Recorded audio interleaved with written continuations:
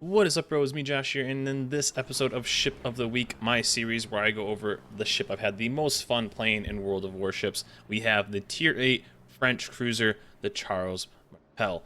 This line in general for me hasn't been a lot of fun, and this line to me really looks like it's. I wouldn't say it's been not been very fun, but it's been very mediocre, and it reminds me a lot of the Royal Navy line, where kind of the lower tiers, I would say six and under, were very quote unquote meh, and then once you get to the higher tiers, they are a lot of fun. Now, the tier six was decent in this line. It's kind of an annoying ship to play with or to play against, and can be very effective. The Algiri, the seven, was relatively good, and this one has made me fall in love with this line. It just so happens that I fell in love with this line at tier 8, so was that good?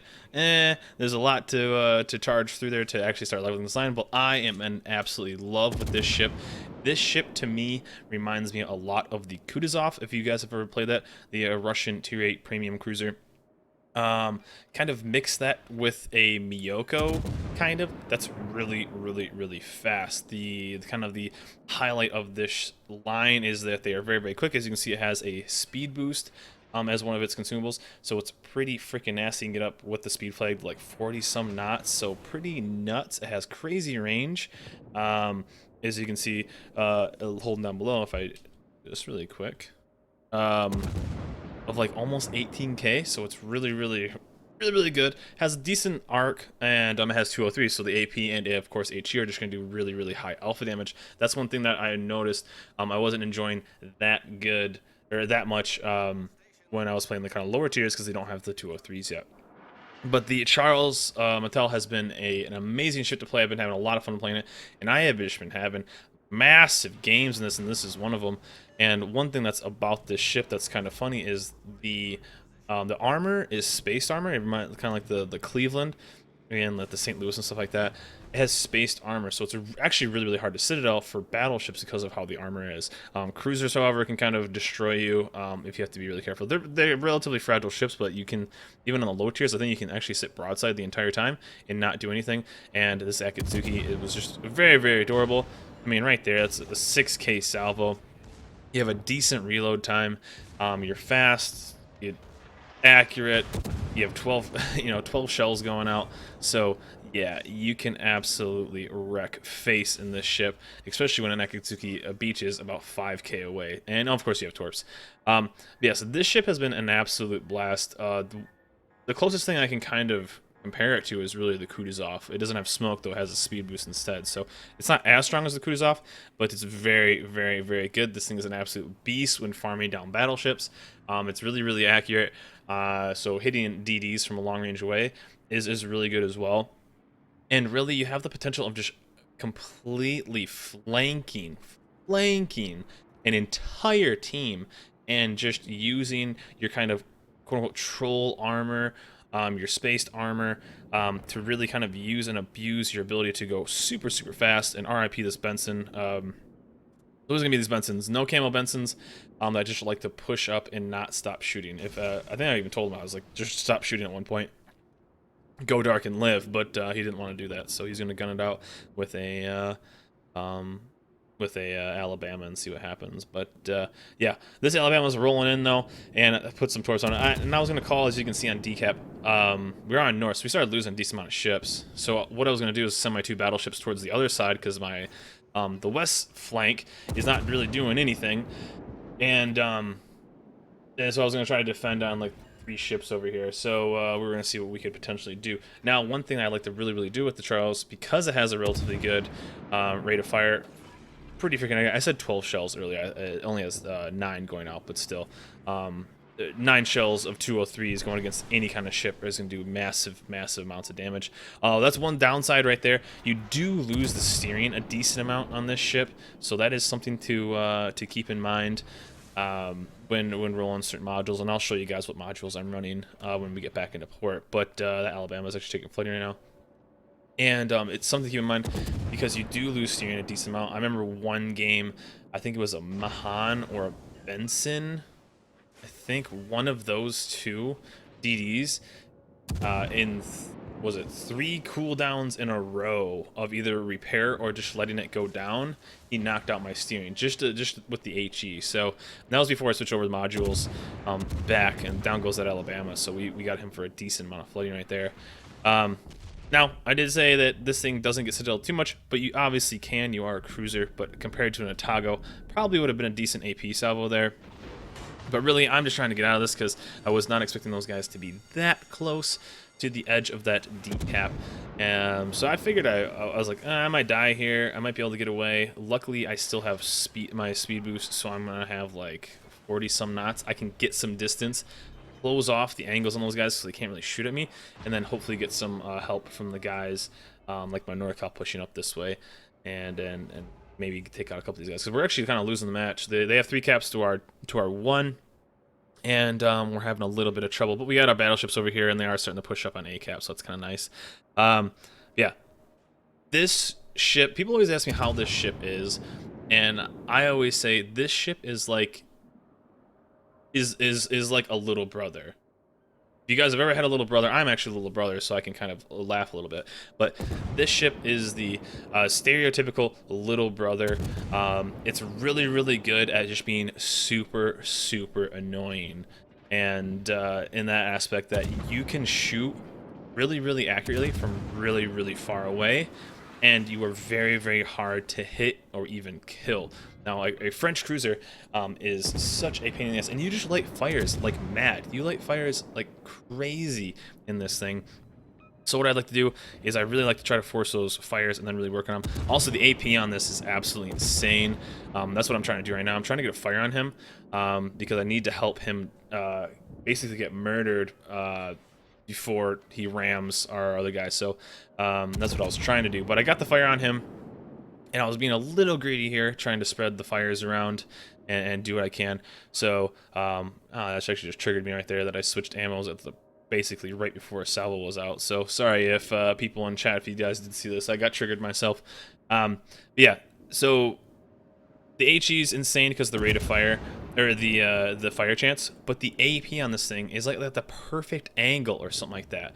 4K salvos, 5K salvos, or if you can get lucky enough and just drop, you know, a random, I think it's right here, a random citadel on a Bismarck. What? Come again? Can I help you? What was that? Was that just a citadel on a Bismarck? It was. So this thing has like a little bit of a perfect amount of arc, whatever it is, to hit like a Bismarck at 9-10K. I think we end up getting this guy before he gets around. There you go. Yeah, so this thing is absolutely nutty. We're already up to 100K damage too, so and really only taken, honestly, 1 salvo and sat on a fire for a little bit. So I'm going to be a little aggressive here. We're going to lose our NorCal, but we need to kind of make a move, and I just need to really push in, because we take out these guys, then we have these 2 caps basically taken care of. So I'm going to send another torps in right here and try to do as much damage as I can. But yeah, the perfect mix, honestly, you throw this ship in, really mixing in a Kutuzov with a Miyoko. Honestly, it really is, because you have those 203s, you have a massive amount of fire chance, and you can shoot from really, really far away. So if you guys haven't really started playing this line, some of the lower tiers are kind of brutal. Or I wouldn't say quite brutal, but they're very, very mediocre and kind of lackluster for their tier and lackluster to kind of play. But trust me, there is a light at the end of the tunnel. And this Bismarck's going to help me out by giving me a little bit more damage. We're already up to 3 kills right now by taking gladly all 3 torps. So there's our 4th kill, 137k damage already. And we basically have the rest of this map kind of locked down. So there's my younger brother, the tier 7 right there. And so we can hopefully try to put some damage on him. I think he plays this pretty awfully when we get back into the position. But being able to like roll this ship and just being super, super annoying. And what I mean by that is, if you guys have ever really kind of played, last season we saw it a lot in ranked season with a lot of Kievs and even some Błyskowicas, the tier 7 Polish destroyer. People were able to flank very, very, very hard and be a major annoyance on a ship. You can do that with this ship as well if you're very careful. Once you get to the tier 8, your detection gets relatively low, as again, you're very, very quick. And as you can see in chat, I say this ship is sick, and it really, really is. Um, but being able to kind of push some aggressive moves on an enemy team and making them kind of focus on you instead of maybe two pushing battleships like I had in my division, uh, you have the potential of just being a major nuisance and really giving your team an advantage by using your speed, using your fire chance, using the annoyanceness, whatever word you want to use, of this line and the ship to really help your team win. There's a lot of ships that people, I've even said, aren't really carry ships, and I don't know if this is quite a quote-unquote carry ship, but man, it can have a huge impact on a team. You know, a cruiser can still get taken out in one salvo, kind of like this guy is about to get wrecked in two salvos. I think there's two Citadels right there, 10k. Nothing he's going to be able to do. What, broadside French cruiser. This is when the AP and this is when the Citadels are going to be there. It's cruiser versus cruiser. So there's a nice little Kraken right there. Two salvos, four Citadels on that guy. Nice stoney little guy, little buddy. And 161k damage. The AP, the HE. I mean, what else do you really need? The only thing that could make this ship a little bit better is the two downsides are it can be relatively fragile in certain times. With it just being a cruiser.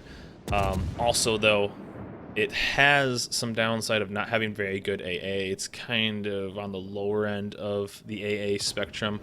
But really, if it had high AA and it had, you know, everything, it would be the Kutuzov and be this insane ship. So I'm actually really liking this ship. I'm having a blast. This has been a very easy grind. It is kind of exactly what you want in a cruiser. Up tiers very well. You have a high fire chance, decent rate of fire, shells that do high alpha damage, and you have a high fire chance. So all those kind of add together for a really good tier 8 cruiser. And if you don't have the Kutuzov, or you don't have, you know, maybe the Chappie or some of these other really strong tier 8 cruisers, and you are interested in playing a really good tier 8 cruiser, this is definitely going to be it. If you guys can get through some of the lower tiers and kind of push through it, getting to tier 6, tier 7 is going to do it. But let's come back to the port, guys, and I'll show you guys what I run captain-wise and upgrades. So here you are with the Charles Martel back in port, and these are what I run for upgrades. Of course, I'm running all the premium ones. If you don't have the doubloons, or not really the doubloons, the extra credits for it, if anything, I would just run damage control party. You're going to have a high enough if you do run superintendent of just having the basic ones without premium. But I would definitely grab repair party. I just think this is good throughout on everything, even destroyers, of having the premium repair. But for upgrades, this is what I'm running right now. Main armament 1. You know, you're basically going to be guns all the time, so like really kind of want to stick to that. You want to protect those guns as much as possible, and especially torps if you are going in. If you've ever tried to YOLO torp anything and it gets knocked out, it's very annoying. Now I went with this instead of the other stuff. You know, secondary is not so much. Aiming expert, meh. You're really accurate anyway, in my opinion. Defensive fire or any of the extra ones you're going to have are kind of meh. And then even main battery, you're going to get a little bit faster reload. But honestly, I don't think it's worth it because your AA is so low. With this AA mod, you're going to only be up to a 55, and your AA rating is going to go up to about 6. So our AA range is going to go up to about 6 kilometers. So that's kind of nice. So I'm running with that instead, helping it out as much as possible. Shooting 1 or 2 extra planes is always good, protecting your battleships. Now, I noticed a lot you are going to be losing your steering. So usually in this situation, I would go with propulsion, but I was getting my steering knocked out all the time, so I went with that. Haven't noticed it to be as bad recently. Still does happen, but it kind of does with any cruiser. But I highly recommend for the French cruisers, at least, steering gears. I even, when we get to the captain, I wouldn't even throw out the idea of going with last stand. I don't think it's the worst idea, but I don't run it. I might in the future. And then with this, for some reason, I'm running flooding. I don't know why I'm doing this. I'm going to be running this instead. So I'll do that live. I don't know why I was doing that, but I'm going to run steering gears. Just helping with the extra rudder shift. And then, of course, concealment. Concealment is always the way to go for cruisers. So with my captain, pretty simple. It's only a 13-point captain right now. And priority target, I think, is really good for cruisers. I'm running extra marksmanship. Now, you could easily be a bit greedy and go adrenaline rush, or be a bit safe on your 2-point and go last stand. I honestly don't really like last stand on a lot of cruisers, but as much as I've had problems losing steering, losing propulsion, mainly steering for these French cruisers, I don't think Last Stand is that bad of an idea. I really, really don't. So any of these three, this is kind of just a bit more of a default 2 point for me. I'll probably go back and grab something else. Adrenaline Rush is, of course, always good. More damage you take, the more damage you're gonna do. But honestly, Last Stand is not that bad of a pickup. It really, really isn't. First 3 point I'm going to grab is Demo Expert. Easy. I think that's an easy choice. You are a fire-breathing dragon, and you want to be able to breathe as much fire as possible. So go with that. Grabbing Concealment Expert after that. Going back and picking up Superintendent for the extra speed boost, because I was using those a lot. And if you have the module for the extra speed boost, go with it for the extended speed boost. It is kind of nice. I think I run mine on Russian Destroyer. So if you have extra ones, it's not a bad idea, honestly. And so I would probably go some other stuff I'd pick up maybe at 17. I would pick up AFT just to get a bit extra AA. You're gonna get up to about 7.2, which is kind of nice. Although your AA rated isn't that good. You'll get up to about 60 some rating and a bit more extra range. And then I'm gonna probably pick up Last Stand. I might pick up Last Stand at 15 points. And then AFT at that 19 and just wait. But that's what I run, guys. I really, really like this ship a lot. The line is okay so far, but getting to the 6 and the 7 is kind of its break. It's kind of its meh to good range, and then really getting to the Charles at tier 8 has been a lot of fun. I'm really enjoying the ship. I think I've almost completely burned through the tier 9 already. The Saint Louis. Actually, see how much we have left.